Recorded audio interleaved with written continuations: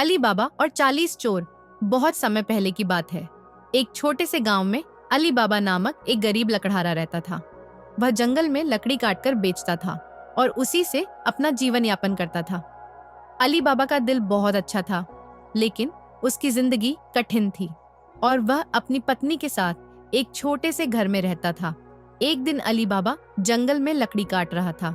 तभी उसने कुछ आवाजें सुनी। वह ध्यान से सुनने लगा और देखा कि 40 चोर काले कपड़े पहने एक बड़े पत्थर के पास आ रहे थे। चोरों के नेता ने उस पत्थर के पास जाकर कहा, खुल जा सिम सिम।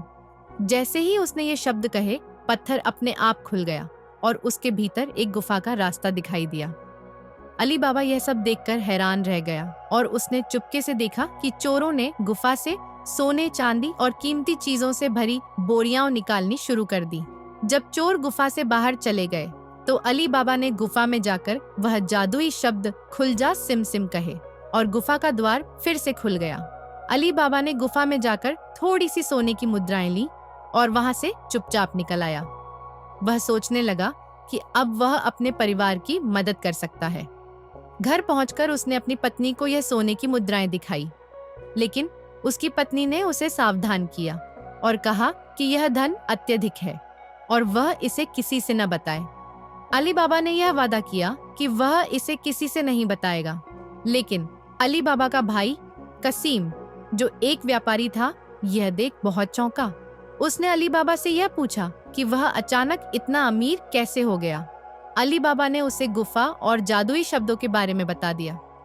कसीम ने तुरंत यह तय किया कि वह गुफा में जाएगा और ढेर सारा खजाना ले आएगा। अगले दिन कसीम गुफा की ओर चल पड़ा। वहां पहुंचकर उसने खुल जा सिम सिम कहकर गुफा का दरवाजा खोला और अंदर घुस गया। लेकिन वह खजाने में इतना खो गया कि वह यह भूल गया कि गुफा का दरवाजा बंद कैसे करना है। जब रात को चोर गुफा लौटे तो उन्होंने कसीम को गुफा में देखा। वे समझ गए कि किसी ने उनकी गुफा का रहस्य जान लिया है। चोरों ने कसीम को पकड़ लिया और उसे मार डाला। अगले दिन अली बाबा ने जब अपने भाई को नहीं पाया तो वह गुफा की ओर गया।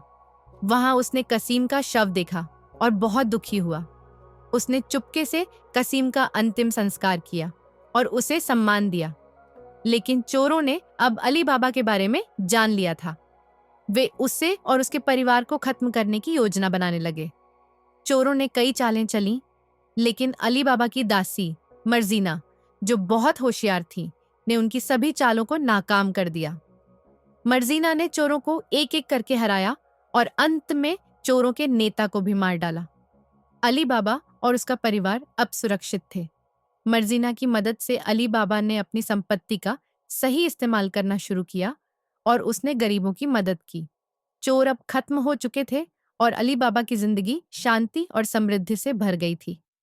अली बाबा ने यह सीखा कि असली संपत्ति सोने और चांदी में नहीं, बल्कि अच्छे कर्मों और दूसरों की मदद करने में होती है।